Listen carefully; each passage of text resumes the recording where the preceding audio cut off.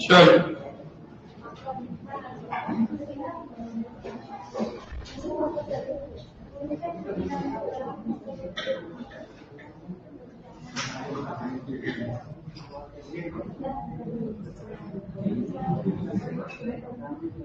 दिख रहा है क्या जी? क्लियर सभी को?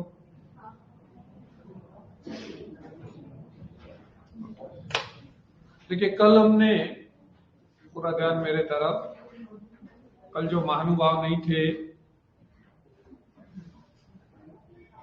महानुभाव देखते, महानुभाव, महामानव जे नव्हते काल, त्यांच्यासाठी पुन्हा एकदा सांगतो.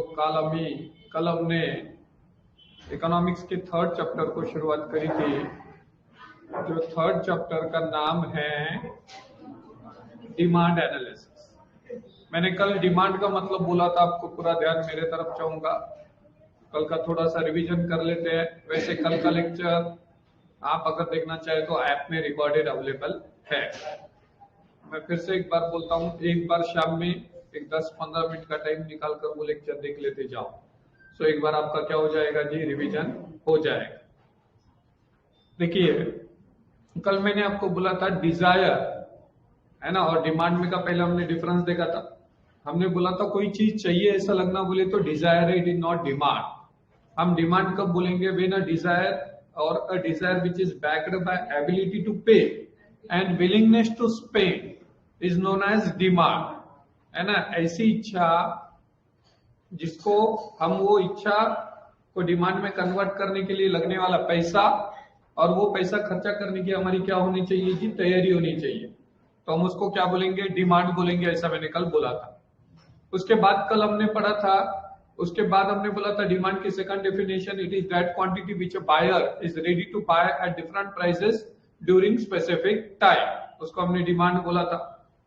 उसके बाद हमने डिमांड का मतलब समझ कर लिया था. बाद में बोला था demand is a relative concept because demand is always expressed in terms of time, price, है ना. ये इसके बाद और क्वांटिटी इसमें बताई जाती है. बोलकर डिमांड कौन सा कंसेप्ट है जी? रिलेटिव कंसेप्ट है, ऐसा हमने बोला था. उसके बाद हमने डिमांड शेड्यूल देखा था. डिमांड शेड्यूल का मतलब मैंने बोला था कि when the demand eight different prices represented by a schedule, such schedule is known as a demand schedule. या tabular representation of demand at different prices. ठीक है, उसको अपन क्या बोलेंगे जी? डिमांड शेड्यूल बोलेंगे. There are two types of demand schedule, individual demand schedule and market demand schedule. Individual demand schedule बोले तो बोला था हमने एक कस्टमर की डिमांड का शेड्यूल, बोले तो हमने क्या बोला था जी? इंडिविजुअल डिमांड शेड्यूल बोला था, है ना. हमने एग्जांपल लिया था, प्राइसेस दी थी और अमर की डिमांड बताई थी, है ना. 10 से लेकर 18 रुपीज तक, 10 to 18 रुपीज तक हमने प्राइसेस लेकर गए थे और डिमांड में होने वाले चेंजेस हमने काउंट किए थे. जब ऐसे हम टेबुलर रिप्रेजेंटेशन करेंगे तो that is known as individual demand schedule. उसके बाद सेकंड हमने बोला था market demand schedule. Market demand schedule को तो मार्केट में जितने भी कस्टमर्स है वो डिफरेंट प्राइसेस को कितने गुड्स परचेस कर रहे हैं, इसका जब हम हॉरिजॉन्टल समेशन करेंगे तो it is known as market demand schedule. ये कल मैंने बताया था, अमर, अकबर, एंटोनी, 3 एग्जांपल लिया था मैंने, और मैंने आपको क्या निकाल कर बताया था जी? मार्केट डिमांड शेड्यूल निकाल कर बताया था. ये कल तक यहां तक अपना हो गया था. उसके बाद हमने कल टाइप्स ऑफ डिमांड देखा था. हमने इसका एक मेमोनिक बनाया था, that is just called CID. J for joint demand. बराबर है. when 2 or more goods are demanded jointly to satisfy a single want, it is known as joint demand. मैंने बोला था शू और सॉक्स, ब्रेड और butter, mobile phone and sim cards, car and petrol, ये joint demand है. Usually complementary goods की demand joint demand होती है. ठीक है. सेकंड हमने बोला था that is composite demand. Composite demand कब बोलेंगे? जब एक ही गुड्स हमारे मल्टीपल वांट सेटिस्फाई कर रहा है ना. तो ऐसे गुड्स के डिमांड को हम कौन सी डिमांड बोलेंगे? Composite demand. बोले तो क्या सर? जैसा इलेक्ट्रिसिटी है, वाटर है ना। इलेक्ट्रिसिटी आप अगर देखेंगे तो अपने multiple want at a time satisfy करते हैं, वैसे ही वाटर भी एट अ टाइम अपने मल्टीपल वांट को क्या करता है जी, सेटिस्फाई करता है। तो इनकी डिमांड कौन सी डिमांड है, कंपोजिट डिमांड है। फिर हमने बोला था कॉम्पिटेटिव डिमांड। कॉम्पिटेटिव डिमांड बोले तो हमने क्या बोला था, when two goods are demanded against each other. Substitute goods जो होते हैं उसकी डिमांड कॉम्पिटिटिव डिमांड है। मैंने बोला था रिन महंगा हो गया तो हम टाइड परचेस करेंगे, टी महंगी हो गई तो हम कॉफी परचेस करेंगे, शुगर महंगी हो गई तो हम जैगरी परचेस करेंगे। तो ये कौन से हो गई, कॉम्पिटिटिव डिमांड। उसके बाद बोला था इनडायरेक्ट डिमांड, सीआईडी में का R, indirect demand. Indirect demand को डिराइव डिमांड भी बोलते हैं। यूजुअली फैक्टर्स ऑफ प्रोडक्शन की डिमांड डिराइव डिमांड या इनडायरेक्ट डिमांड होती है। बोले तो क्या होता है, हम वो गुड्स की डिमांड नहीं कर रहे हैं, बराबर है। जैसा मैंने कल बोला था, ये पेन की डिमांड कर रहे हैं, ये पेन के डिमांड पर कई की डिमांड टिकी हुई है जी, इसको प्रोड्यूस करने वाली मशीनरी की, ठीक है ना। तो हम मशीनरी की डायरेक्ट डिमांड कर रहे हैं क्या, नहीं, बट हम पेन की डिमांड कर रहे हैं तो मशीन की डिमांड हो ही रही है। तो it is known as indirect demand. Are you getting my point. हम जेरोक्स की डिमांड कर रहे हैं, पेपर की फोटोकॉपी की डिमांड कर रहे हैं, बोलकर जेरोक्स मशीन को डिमांड है, तो जेरोक्स मशीन की डिमांड भी डिराइव डिमांड है, इनडायरेक्ट डिमांड है, ठीक है। और लास्ट में हमने बोला था डायरेक्ट डिमांड। ऐसे गुड्स की डिमांड जो हमारे वांट को डायरेक्टली सेटिस्फाई करते हैं, वो गुड्स की डिमांड को हम कौन सी डिमांड बोलेंगे जी, डायरेक्ट डिमांड बोलेंगे। मैंने कल ये भी बोला था, ठीक है ना। Food, clothing, shelter, consumer durables, ये सब की डिमांड क्या है जी, डायरेक्ट डिमांड है। ये कल अपना हो गया था। उसके बाद अपन ने देखिए कल स्टार्ट किया था explain the determinants of market demand. मैंने बोला था आपको एग्री और डिसएग्री विद रीजन में इसमें पूछा जाता है, price is the only determinant of demand, ठीक है। तो अपने को अलग अलग डिटर्मिनेंट देखना है। उसमें पहला डिटर्मिनेंट देखा था हमने प्राइस। कोई भी गुड्स की डिमांड पर, पूरा ध्यान मेरे तरफ, कोई भी गुड्स की डिमांड पर सबसे पहला किसका असर होता है जी, वो गुड्स के प्राइस का असर होता है। अगर प्राइस बढ़ रही है तो डिमांड कम हो जाती है, और प्राइस कम हो रही है तो डिमांड क्या होती है जी, बढ़ती है। बोले तो there is a inverse relationship between price and demand. तो सबसे इंपॉर्टेंट और सबसे पहला फैक्टर कौन सा है, दैट इज प्राइस, ठीक है। सेकंड इंपॉर्टेंट फैक्टर हमने बोला अदर फैक्टर्स, ठीक है ना। पोपट लाल की पेन हमने मेमोरिक बनाया था, तो पी हो गया, फिर ओ बोल तो अदर फैक्टर्स। अदर फैक्टर्स में क्लाइमेट कंडीशंस, मैंने कल आपको एग्जांपल दिया था। अभी समर सीजन है, नहीं अभी समर सीजन आएगा, तब आप अगर देखेंगे तो किसकी डिमांड बढ़ जाएंगी जी, एसी की डिमांड बढ़ जाएंगी। अभी एसी सस्ते हैं बट फिर भी लोग परचेस करते क्या, नहीं करते। और वही धूपकाले में जब एसी महंगे हो जाते हैं फिर भी लोग परचेस करते हैं, बोलते प्राइस बढ़ी तो डिमांड कम होना चाहिए, बट वहां प्राइस बढ़कर भी डिमांड क्या होती है जी, बढ़ती है। इसका मतलब क्लाइमेट कंडीशन का असर है। मैंने कल बोला था टेक्नोलॉजी में चेंजेस हो रहे हैं तो भी क्या हो जाते हैं जी, आपके डिमांड पे असर पड़ता है, ऐसा मैंने बोला था। कल मैंने बोला था बटन के फोन्स आते थे पहले, अब स्मार्टफोन ने जगह ले ली है उसकी, तो टेक्नोलॉजी चेंज हुई तो डिमांड में क्या हो जाएंगे जी, चेंजेस हो जाएंगे। कस्टमाइज्ड एडिशन, मैंने कल बोला था होली में कलर महंगा हो जाता है, दिवाली में फटाके, कपड़े महंगे हो जाते हैं, मिठाइयां महंगी हो जाती है, फिर भी हम परचेस करते हैं, तो डिमांड पर कस्टम ट्रेडिशंस का भी क्या होता है जी, असर होता है, ठीक है। उसके बाद हमने बोला था देखिए price of substitute goods, when two goods are demanded against each other, such goods are known as substitute goods.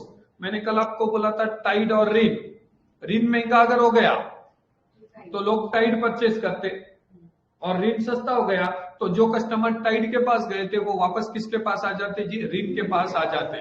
कल इसका एक एग्जांपल लिया था, देखिए अपन ने एक टेबल लिया था ये, है ना, और ये टेबल पे से ये ग्राफ भी निकाला था अपन ने।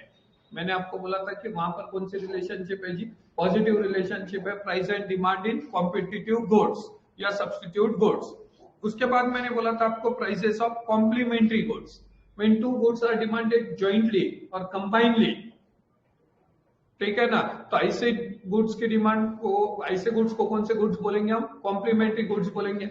मैंने बोला था car and petrol, pen and ink, shoe and socks, बोला था ना मैंने, mobile phone and sim cards, ठीक है। मैंने कल एक एग्जांपल लिया था, देखिए price and demand of pen. Pen की प्राइस बढ़ी तो पेन की डिमांड कम होती, पेन की डिमांड जब कम होती है तो इंक के प्राइस में कोई चेंजेस नहीं होते हुए इंक की डिमांड क्या हो जाती है, कम, क्योंकि पेन के साथ ही शाई लगने वाली है। शाई से डायरेक्ट हम लिख सकते हैं क्या जी, नहीं लिख सकते हैं, ठीक है। तो इस पर से हमने कल देखिए ये price and demand of complementary goods में निगेटिव रिलेशनशिप होती है, ऐसा हमने कल देखा था। मेरे को लगता है यहां तक अपना कल हुआ था। Now let us move the fifth point, that is advertisement. देखिए एडवर्टाइजमेंट का भी डिमांड पर काफी असर होता है ना। आप अगर देखेंगे तो प्रभावी जाहिरात या इफेक्टिव एडवर्टाइजमेंट, एग्रेसिव एडवर्टाइजमेंट करके क्या किया जाता है जी, डिमांड बढ़ाई जाती है।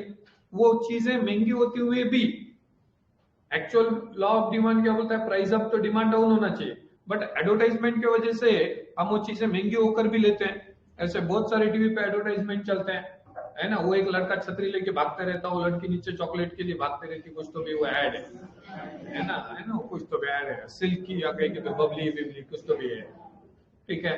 अब आप अगर देखेंगे तो चॉकलेट चॉकलेट है, सेम टेस्ट होती है ना, 19-20 का फर्क होता है, बट एडवर्टाइजमेंट इतनी स्ट्रॉन्ग कर देते कि जो 20 रुपए का चॉकलेट है वो तुम 80 रुपए में लेके खाते नहीं क्या, सिल्क लेते नहीं क्या 80 रुपए में, बबली वट एवर इट। बोलने का मतलब क्या है, ध्यान दीजिए, बोलने का मतलब क्या है, हेवी एडवर्टाइजमेंट से भी क्या किया जा सकता है जी, डिमांड बढ़ाई जा सकती है, ठीक है। बोलकर आप अगर देखेंगे तो टीवी पे कोलगेट की एडवर्टाइजमेंट कंटिन्यूअस चलती है। देखिए टूथपेस्ट लेने को गया कोई भी, तो सबसे पहले अगर ये एज ग्रुप का है या मेरे एज ग्रुप का है, दरअसल के एज ग्रुप का नहीं, बराबर है ना, उनके एज ग्रुप के वो दंत कांति मांगते हैं। अपने एज ग्रुप के अगर आप देखेंगे तो यूजुअली सबके मुंह पे है ना कोलगेट। ये अपन अगर कोई भी कोल्ड ड्रिंक लेने गए तो अपन थम्स अप या स्प्राइट ही मांगते, क्योंकि कंटिन्यूअसली एडवर्टाइजमेंट हमने उसकी देखी हुई होती है। आज कुछ तो पानी करते हैं, बोलता नहीं क्यों, ठीक है ना। तो ध्यान दीजिए, बोलने का मतलब क्या है कि एडवर्टाइजमेंट अल्सो अफेक्ट डिमांड, ठीक है। सो क्या बोला देखिए, एडवर्टाइजमेंट, तू तिकडे सर त्या कॉर्नरला,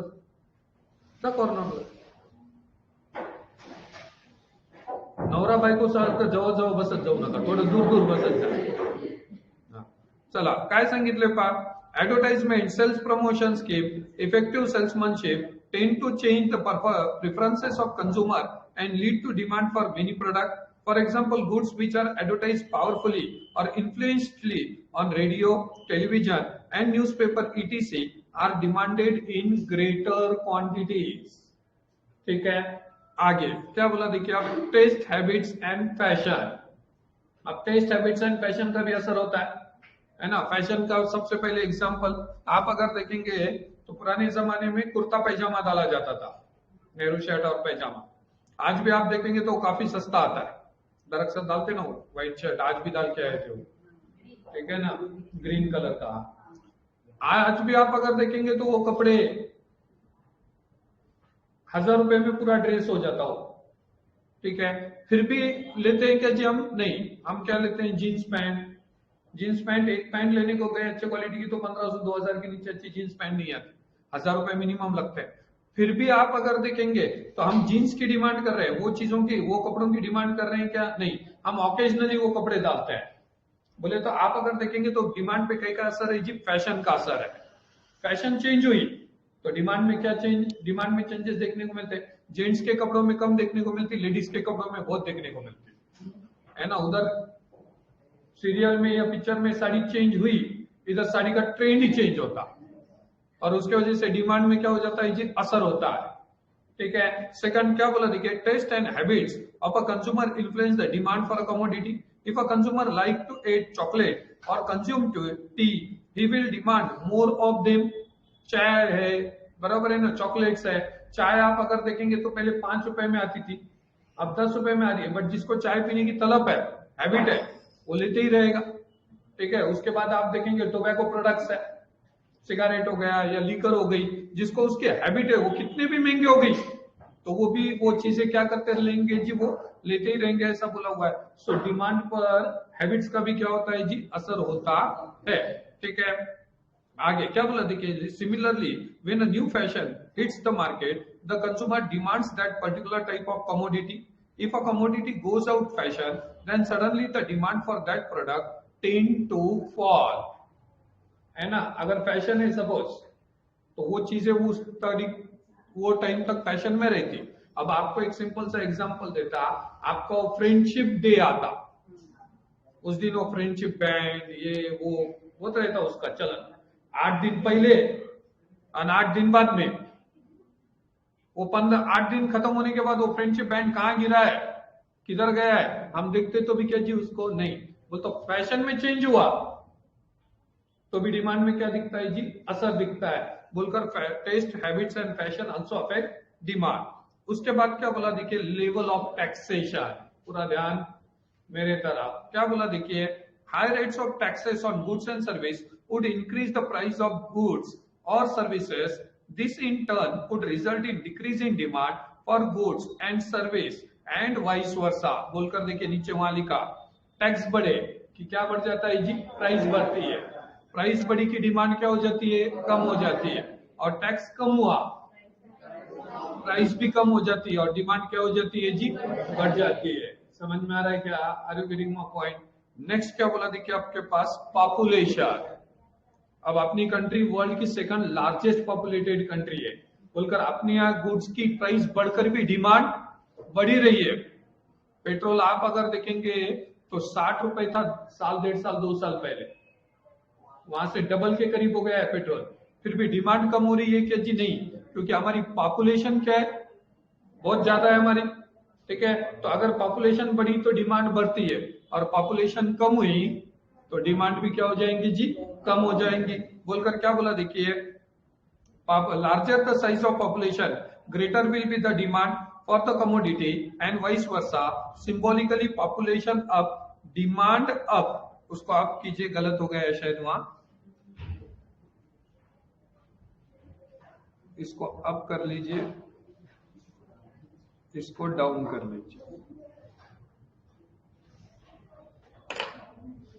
population up demand up, population down demand up, okay clear है।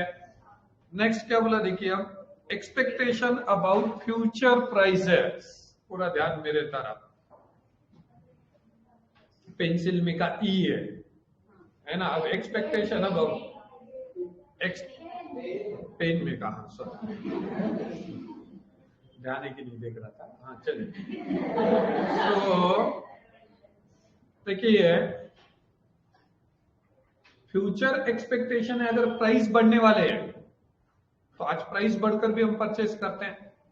जैसा एक एग्जांपल देता हूं, गोल्ड के रेट ले लो, गोल्ड 50,000 रुपए तोला है करीबन, ठीक है, फिर भी उम्मीद क्या है कि और रेट बढ़ने वाले, तो हम क्या करते हैं जब रेट बढ़कर के भी परचेस करते हैं, क्योंकि फ्यूचर में एक्सपेक्टेशन के और महंगा होगा, तो बेस्ट वे कि आज जब तक, आज भले ही थोड़ा महंगा हुआ होगा फिर भी और महंगा होने से तब परचेस करने से अभी परचेस करो, तो गोल्ड के रेट आज बढ़े वाले हैं फिर भी हम क्या करते हैं जी, बाय करते हैं, क्योंकि फ्यूचर एक्सपेक्टेशन है उसके रेट बढ़ने वाले है, बराबर है। उसके अगेंस्ट में एक एग्जांपल देता, देखिए अब समर सीजन आएगा तो कैरी आती है मार्केट में, है ना, स्टार्टिंग में जब कैरी आती तो 150-200 रुपए किलो रहती, समझो आप आपके मम्मी के साथ मार्केट में गए वाले, बराबर है ना, कित की मम्मी के साथ मार्केट में गए वाली है, मम्मी वो कैरी वाले को पूछ रही क्या रेट है, तो उसने बोला 100 रुपए किलो बहन जी, बराबर है, इसके मम्मी को बोला बहन जी, इसको नहीं बोला, ठीक है ना, तो 100 रुपए किलो बहन जी बोला, तो इसकी मम्मी बोली नहीं नहीं कहीं कमी करा, ठीक है, तो उसने बोला ठीक है चलो कितना लेने वाले, इसकी मम्मी बोली मैं लेती हूँ 1 किलो, ठीक है ना, 1 किलो लेती हो, तो उसके वो सामने वाले ने 90 रुपए किया, ठीक है, 90 रुपए किया, उसके बाद उसके मम्मी ने और बार्गेन किया तो 80 रुपीज तक किया, तो अब उसके मम्मी ने ये क्या बोल रही कि मम्मी 20 रुपए स्वस्त झाली, 1 किलोच्या जागी 2 किलो घे ना, 2 किलो ले ले मम्मी, तो केतकी की मम्मी क्या बोलेंगी अभी नहीं, बराबर है, ये और सस्ती होंगी, ठीक है, वो तो देखिए 100 रुपए का 80 हुआ, तो अपनी डिमांड क्या करना चाहिए था, बढ़ाना चाहिए था ना, फिर भी आप डिमांड बढ़ा रहे क्या, नहीं, why you are not increasing the demand, or her mother is not increasing demand, that she expected or she is expecting further fall in price in future, तो भविष्य में और उसके प्राइस क्या होने वाली है जी, कम होने वाली है अपेक्षा है, ठीक है, तो जब प्राइस बढ़ने वाली है अपेक्षा है, ये एक्सपेक्टेशन है, तो प्राइस बढ़कर आज बढ़कर भी हम ज्यादा परचेस करते हैं, और फ्यूचर में अगर प्राइस फॉल होने के चांसेस है तो आज फॉल होकर भी हम ज्यादा परचेस करते क्या? नहीं, हम बोलते ऑल फॉल होने तब अपन परचेस करेंगे।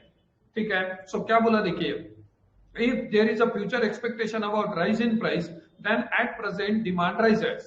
If there is future expectation about fall in price, then at present demand falls. For example, in share market it happen. Share market में ऐसा ही होता है, रेट अगर बढ़ने वाले शेयर्स की ऐसी उम्मीद है तो लोग आज क्या करते हैं, वो रेट में परचेस करना स्टार्ट कर देते। ठीक है, और फ्यूचर में अगर समझो रेट फॉल होने वाली एक्सपेक्टेशन है तो आज फॉल होकर भी लोग लेते क्या? नहीं, लोग सोचते और कम होने वाला है तब परचेस करेंगे। Are you getting my point? ठीक है, चलिए लास्ट में क्या बोला देखिए, अब आपके पास नेचर ऑफ प्रोडक्ट क्या बोला, if a commodity is necessity and its use is unavoidable then its demand will continue to be the same irrespective of corresponding prices, है ना। जैसा भी आप देखेंगे ये कोविड के बीच में देखिए रेमडेसिविर इंजेक्शन आ रहे थे क्या? 2,500 रुपए का इंजेक्शन है वो इंजेक्शन लोगों ने 50-50 हजार रुपए तक परचेस किए थे, क्योंकि वो कोरोना में जो सीरियस पेशेंट हो गए थे उनको वो इंजेक्शन देना कंपलसरी था। अब वो नेसेसिटी थी कि नहीं थी? वो टाइम पे नेसेसिटी थी ना, तो उसके रेट बढ़कर भी हमने नहीं लिया, ऐसा हुआ क्या? लिए, गरज होती तो घेतलीच। अब फूड है, खाने की चीजें महंगी हो गई भी तो भी अपन बोलेंगे क्या? नहीं, 2 टाइम का 1 टाइम खाना खाते, महंगा हो गया खाना, बहुत खाना है, लेना तो पड़ेगा उतना। कपड़े महंगे हो गए बोलकर लेंगे नहीं, ऐसा है क्या? लेना तो पड़ेगा ही पड़ेगा। तो these are the necessities of life, ध्यान दीजिए, these are the necessities of life. ठीक है, नांदेड़ में आप अगर देखेंगे तो पूरे महाराष्ट्र में सबसे ज्यादा अगर जगहों के रेट बढ़े तो वो नांदेड़ में बढ़े। जो 6 महीने पहले जगह या 6 महीने पहले जो फ्लैट 30-35 लाख रुपए में थे, आज वो फ्लैट 60-60 लाख रुपए में हो गए, फिर भी लोग ले रहे हैं क्योंकि it is also necessity of life. ठीक है, तो इसका भी डिमांड पर क्या होता है जी? असर होता है। अगर नेसेसिटी ऑफ लाइफ है तो याद रखिए उसकी प्राइस बढ़कर भी उसकी डिमांड बढ़ने वाली है। ठीक है, आगे क्या बोला, for example medicine to control sugar, मैंने मेडिसिन का भी आपको एग्जाम्पल दिया है। वो महंगी हो गई तो भी क्या करना पड़ेगा जी? आपको लेना ही पड़ेगा। So these are the determinants of demand. अब एग्जाम में अगर क्वेश्चन आया एग्री और डिसएग्री विथ रीजन में, तो अपने को क्या करना है जी? अपने को लिखना है, सपोज आया price is the only determinant of demand, तो आपने लिखना है no I do not agree with the statement और I disagree with the statement because apart from price following are the other important determinants of demand।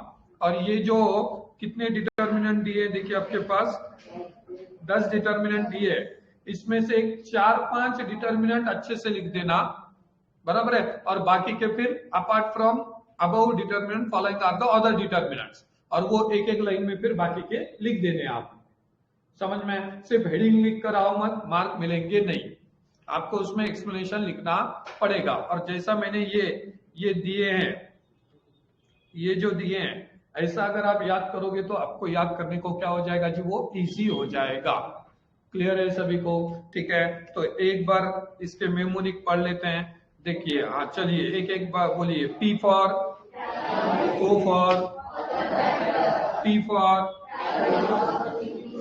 Price of substitute goods, फिर P for price of goods, फिर A for advertisement, T for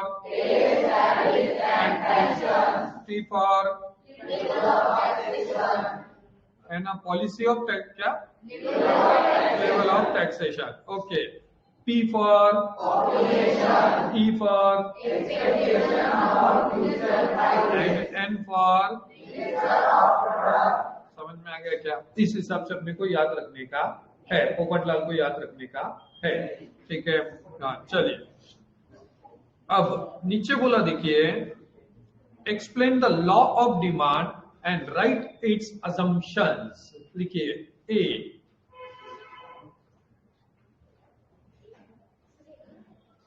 very important, करीबन हर exam में आए वाला question है।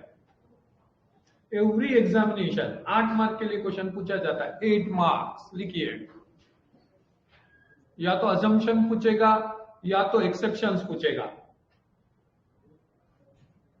Clear है? ठीक है, देखिए अब मैंने जैसा यहाँ पर लिख कर दिया है नोट्स में, उसी तरीके से एग्जाम में आपको प्रेजेंटेशन देने हैं, है ना। बहुत सारे बच्चे पूछते हैं सर मेरे को लिखना कैसा है सर, ठीक है, तो लिखना ऐसा है जैसा मैंने दिया है। Are you getting my point? ठीक है, देखिए क्या बोला हुआ है, इंट्रोडक्शन।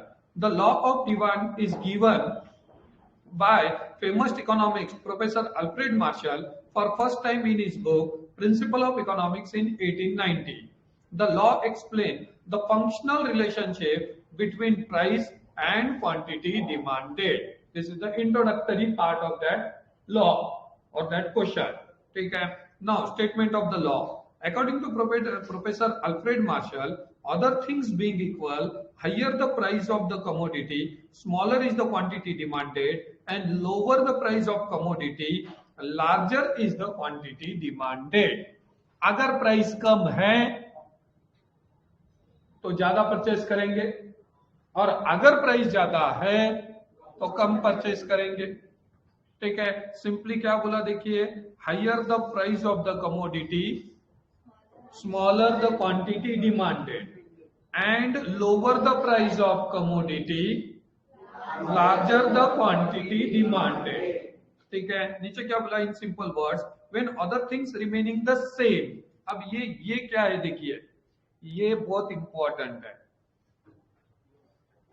ये क्या है, other things remaining the same, इसको ही बोला जाता है कार्टिस परिभाष।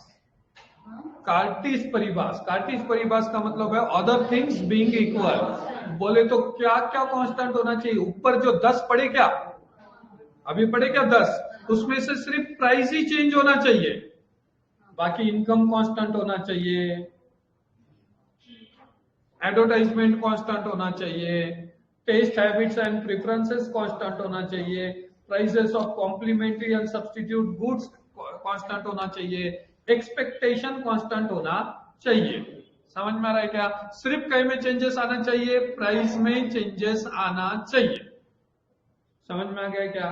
क्या बोला देखिए, when other things remaining the same, if price falls, demand increases, and when price rises, demand decreases. है ना, बोले तो हम ऐसा बोल सकते हैं, प्राइस बढ़ी तो डिमांड कम हुई, और प्राइस कम हुई तो डिमांड बढ़ गई। ठीक है, नीचे क्या बोला देखिए, it can be expressed as demand is the function of price of X. Demand of X is the function of price of X. ठीक है, that is demand is the function of price. Clear है क्या? Clear है? Exam में ऐसे ही लिखना है। अगर ऐसे में लिखोगे तो मैं चैलेंज देता हूं आपको, 8 में से 8 मार्क पूरे मिलेंगे आपको। कैसा भी हौच-पौच लिखेंगे, गंदे तरीके से लिखेंगे तो मार्क बहुत कटेंगे। क्लियर है? ठीक है, नाउ नीचे demand schedule and diagram.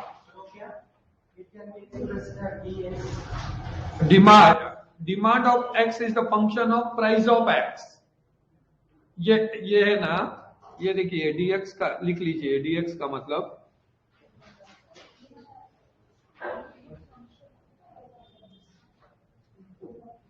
dx equal to demand of x, demand of commodity x,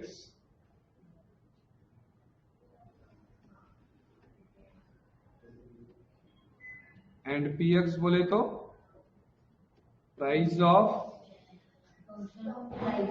नहीं, प्राइस ऑफ कमोडिटी x।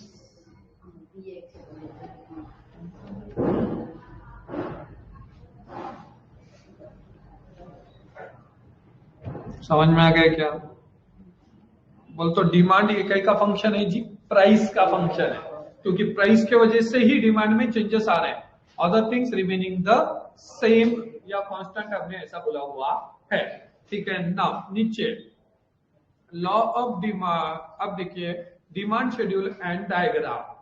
अब law of demand can be explain with the help of following demand schedule and diagram. देखिए आपके पास एक schedule दिए वाला है, prices जैसे जैसे बढ़ते गए हैं, डिमांड वैसी वैसी क्या होती गई है जी, कम होती गई है क्या? देखिए भला 3 से कम हुई है क्या? और प्राइस 2 से बड़ी है क्या? देखो आया नाम, ठीक है। बोल तो जैसे जैसे हम ऐसा बोल सकते हैं कि प्राइस बढ़ी तो डिमांड कम हो गई, और प्राइस कम हुई तो डिमांड क्या हो गई जी? बढ़ गई है। क्लियर है? ठीक है। Now as shown in the table, when price of mango is ₹10 per KG, demand is 15 KG. When the price falls, when price falls नहीं, व्हेन प्राइस rises,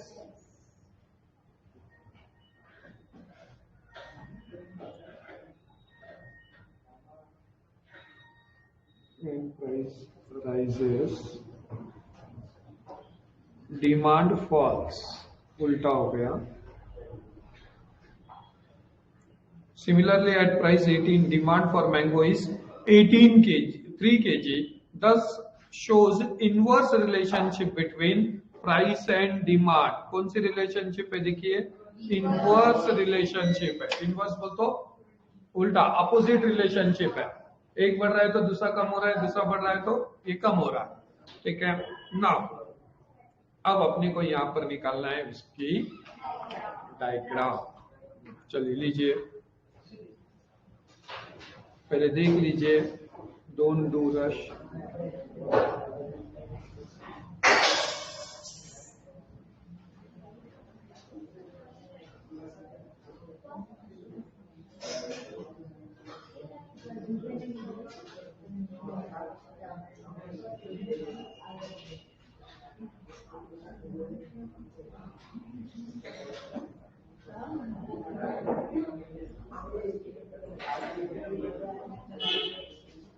पहले देख लीजिए,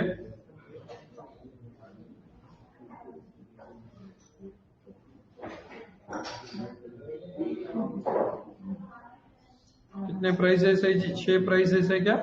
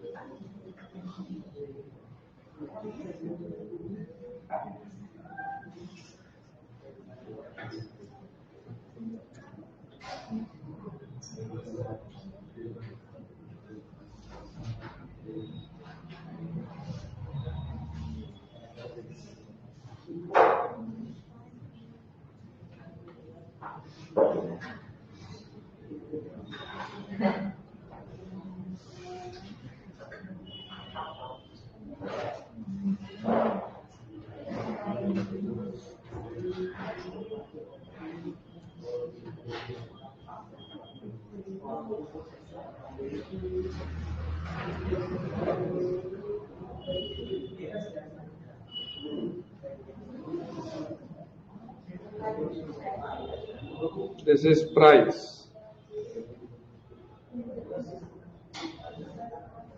कमोडिटीज कैसे चेंज हुए हैं?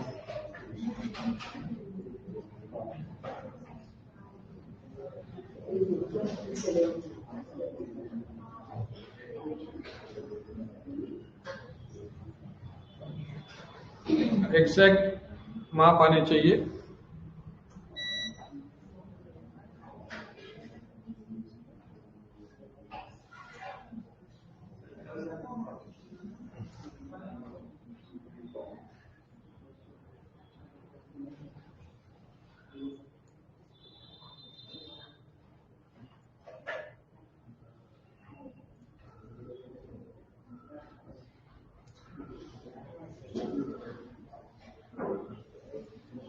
इसको एक निकालने का बहुत इजी तरीका बताऊंगा मैं आपको।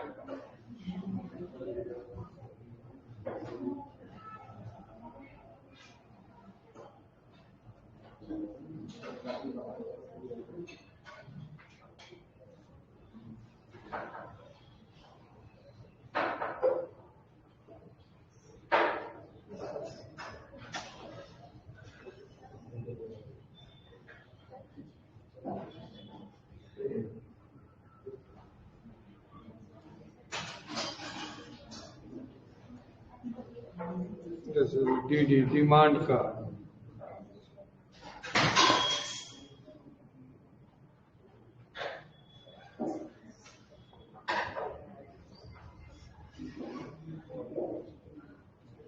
यहाँ पे डिमांड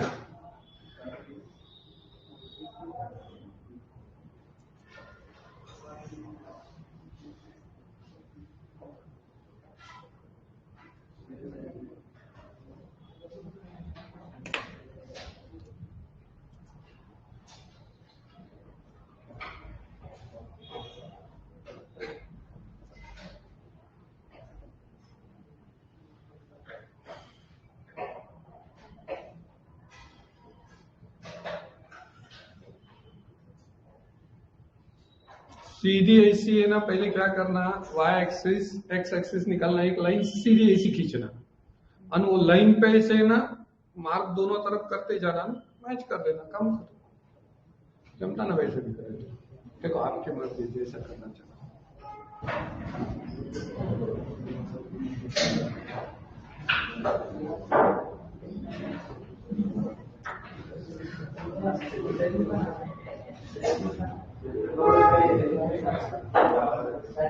थोडा ड्रॉइंगचा छंद लागतो।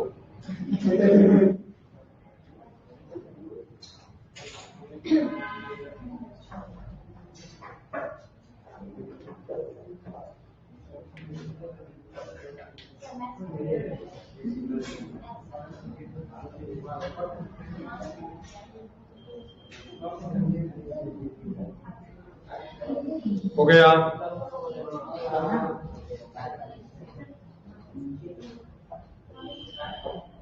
डन।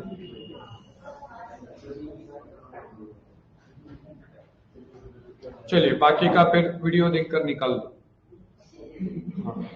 क्या बोला देखिए, in the given diagram demand for mango shown on X axis and price of mango on Y access.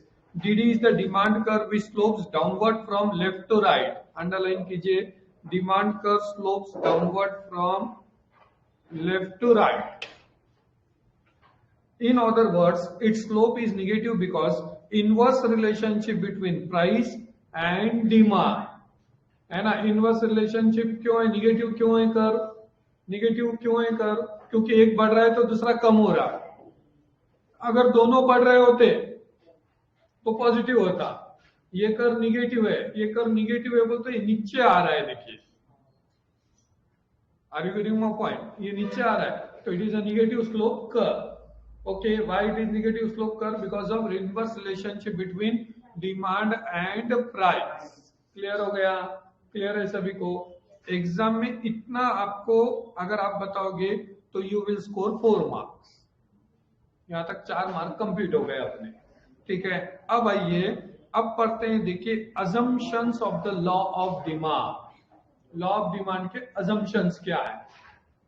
पहला अजम्पशन बोला, देखिए कांस्टेंट लेवल ऑफ इनकम। अब यहां पर सर मेमोनिक क्यों नहीं बनाया आपने, मेमोनिक इसलिए नहीं बनाया क्योंकि पोपटलाल की पेन अगर आपको याद है तो वो पूरा है, वहां पे जो है उसको सबको यहाँ कांस्टेंट करते जाना है, आया ना।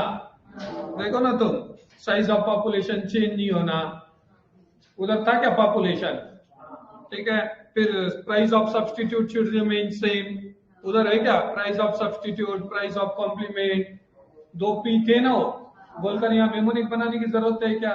वो अगर आपको याद हो गया तो इधर अजम्पशन में एक लिखने का, it should be constant, it should be constant, it should be constant. वो तो इतना नहीं लिखने का, it should be constant, it should be, point लिख के उसके अंदर लिखने का, ठीक है। हाँ चलिए क्या बोला, देखिए constant level of income. If the law of demand is to find true, operate, then consumers' income should remain constant. If there is a rise in income, people may demand more at a given price. बोलकर बोला हुआ है कि consumer का income क्या होना चाहिए जी, constant होना चाहिए। बोले तो क्या सर, देखिए एक सिंपल सा एग्जांपल लेते हैं। मैंने बोला ये है एप्पल के प्राइस, ये उसकी डिमांड, और ये है बंदे का इनकम, बंदे का बोलो जिसका। इसका जब इनकम 10,000 रुपए है, एप्पल के रेट 100 रुपए किलो है, तो ये महीने में 2 किलो खरीद रहा है। ध्यान दीजिए पूरा मेरे तरफ। अब एप्पल के रेट बढ़कर हो गए 150 रुपए, तो ये बंदे ने क्या करना चाहिए, कम खरीदना चाहिए या ज्यादा खरीदना चाहिए। बोल तो ये कितना लेगा जी, 1 केजी लेगा, 1 किलो लेगा, 1.25 किलो लेगा, वॉट एवर रेट में 1 किलो पकड़ते हैं, ठीक है। बट वही टाइम पर अब देखो यहाँ लॉ ऑफ डिमांड ऑपरेट हो रहा है, क्योंकि प्राइस बढ़ी तो डिमांड क्या हो रही है जी, कम हो रही है, बराबर है ना। बट वही टाइम पर अगर उसका इनकम बढ़कर हो गया 15,000, 3 किलो तो नहीं लेगा, वो कितना लेगा जी, वो 2 किलो ही लेगा या 2.5 किलो लेगा। तो अगर इनकम बढ़ा तो प्राइस बढ़कर भी डिमांड बढ़ जाती, आया ना, समझ में आ रहा है क्या। बोलकर क्या बोला हुआ है कि अगर प्राइस बढ़ रही है तो डिमांड कब कम होंगी, जब इनकम कांस्टेंट होगा। अगर इनकम भी बढ़ा और प्राइस भी बढ़ी तो लोग बोले बढ़ा तो बढ़ा प्राइस, इनकम भी तो बढ़ा है ना, आया ना, और वो क्या करेंगे जी, लेंगे। बोलकर अब बोला है कि अगर लॉ ऑफ डिमांड ऑपरेट होना, अगर आपको ऐसा लगता है तो इनकम क्या होना चाहिए जी, कांस्टेंट होना चाहिए, सेम होना चाहिए। क्लियर है, क्लियर है सभी को। सेकंड क्या बोला, देखिए no change in size of population, population में चेंजेस नहीं आना चाहिए, क्योंकि प्राइसेस बढ़े तो डिमांड कम होना चाहिए। बट साइमल्टेनियसली अगर पॉपुलेशन बढ़ रहा है तो डिमांड भी क्या होंगी जी, बढ़ेंगे। Are you getting my point. पहले 100 लोगों की डिमांड थी, तो प्राइस बढ़ी, तो वो 100 लोग अगर डिमांड कर रहे होंगे तो वो बोलेंगे प्राइस बढ़ी, कम करो। बट अब वो 100 के अगर 1000 हो गए तो डेफिनेटली कोई 100 ना, उसमें से कोई 100 ना 100 तो परचेस करने वाले हैं ना वो प्राइस पर भी। Are you getting my point. बोलकर क्या बोला हुआ है कि population should remain the same और कांस्टेंट, ठीक है। सो क्या बोला देखिए, it is assumed that size of population remain unchange, any change in the size and composition of population of a country affect the total demand for the product. ठीक है, ये composition of population क्या है, देखिए composition बोले तो क्या है, बच्चे कितने हैं, यंग कितने हैं, सीनियर एज के कितने हैं, ठीक है ना। ये कंपोजिशन अगर चेंज हो गया, ये कंपोजिशन अगर चेंज हो गया बोल तो अब इंडिया में अगर सीनियर्स की पोजीशन बढ़ते गई तो आप अगर देखेंगे तो मेडिसिन की डिमांड बढ़ेगी, बढ़ेंगे कि नहीं बढ़ेंगे, ओल्ड एज होम की डिमांड बढ़ेंगी, वो लोगों को जो भी लगते हैं वो स्टिक वगैरह पकड़ के चलने के, उसकी डिमांड बढ़ जाएगी। अगर पॉपुलेशन में बच्चे बढ़ रहे हैं, न्यू बॉर्न बेबी बढ़ रहे हैं, बराबर है, तो उनको लगने वाली जो भी चीजें हैं वो चीजों की डिमांड क्या होते जाएंगी जी, बढ़ते जाएंगे। Are you getting my point. तो ये सब क्या होना चाहिए जी, सेम होना चाहिए, बराबर है ना, ना तो वो कम होना चाहिए ना तो वो बढ़ना चाहिए, इट शुड रिमेन सेम और कांस्टेंट। ठीक है, नेक्स्ट क्या बोला देखिए, अब आपके पास price of substitutes goods remains constant. बोल तो रिन और टाइड का कंपैरिजन चल रहा था, है ना, रिन महंगा नहीं होना चाहिए, ठीक है, रिन उतने प्राइस पे, टाइट सस्ता नहीं होना चाहिए। रिन अगर 100 रुपए एंड टाइट 100 रुपए है तो लोग क्या करेंगे, रिन परचेस करेंगे, बट वो टाइट अगर 90 रुपए हो गया तो लोग टाइट की तरफ मूवमेंट करेंगे ना। समझ में आ रहा है क्या। तो सब्स्टिट्यूट गुड्स के प्राइसेस भी क्या होना चाहिए जी, सेम होना चाहिए, कांस्टेंट होना चाहिए, चेंज नहीं होना चाहिए। क्या बोला देखिए आपके पास, it is assumed that price of substitutes remain unchanged, any change in the price of substitute will affect the demand for the commodity। Clear है, ठीक है। उसके बाद क्या बोला देखिए, prices of complementary goods remain same. Complementary goods बोल तो क्या जी, कॉम्प्लीमेंट्री गुड्स बोल तो क्या, डिपेंडेंट, एक दूसरे पे डिपेंडेंट है, ज्वाइंट डिमांड जिसको बोलेंगे अपन, बराबर है। कॉम्प्लीमेंट्री गुड्स के प्राइस में अगर एक का कॉम्प्लीमेंट दूसरा है ना, अगर पेट्रोल महंगा हो गया तो लोग कार कम खरीदते, पेट्रोल पे चलने वाली, डीजल पे चलने वाली लेते, आया ना, बराबर है ना। बोल तो पेट्रोल की प्राइस राइज हुई तो कार की डिमांड फॉल हो रही है। तो यहां बोला हुआ है कि पेट्रोल की जो प्राइस है वो प्राइस क्या होना चाहिए जी, सेम होना चाहिए, कांस्टेंट होना चाहिए, उसमें कोई भी चेंजेस आने नहीं चाहिए। क्या बोला देखिए आपके पास, it is assumed that the prices of complementary goods remain unchanged because a change in the price of one good will affect the demand for other। ठीक है, उसके बाद क्या बोला देखिए, no expectation about future changes in prices, same उधर का से पूरा, सिर्फ इधर no change constant, no change constant, यही चल रहा है। Are you getting my point. क्या बोला देखिए, it is assumed that consumer do not expect any future further change in the price in the near future। If a consumer expect a rise in price in future, they may demand more in the present even at existing high price। बोलकर कोई भी expectation नहीं होनी चाहिए, ऐसे बोले हुए है। क्लियर है क्या, यहाँ तक सभी को क्लियर है क्या। नेक्स्ट क्या बोला देखिए आपके पास, no change in taste, habits, preference, fashion. अभी एग्जांपल दिया मैंने आपको बहुत सारे, उसमें चेंजेस आए तो डिमांड में चेंजेस होते हैं। हमारे को सिर्फ और सिर्फ प्राइस में चेंजेस चाहिए, बाकी ये सब क्या होना चाहिए, कांस्टेंट होना चाहिए।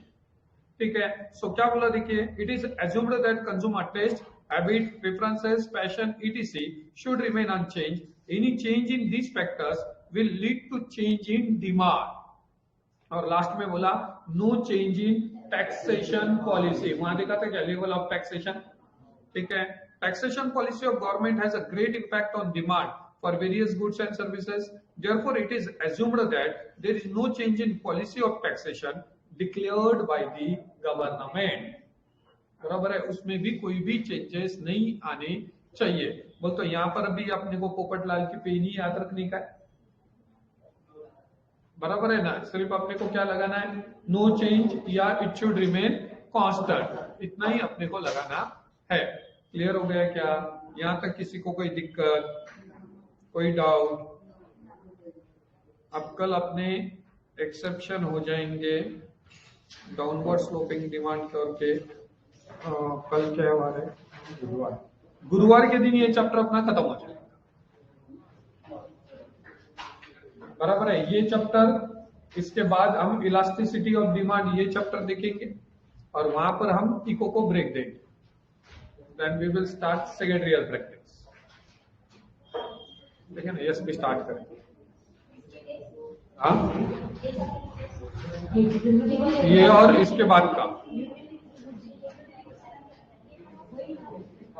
समझ में। शनिवार को आपकी टेस्ट है फर्स्ट चैप्टर और सेकंड चैप्टर कंबाइंड। तो चैप्टर इन डिटेल में पढ़ो।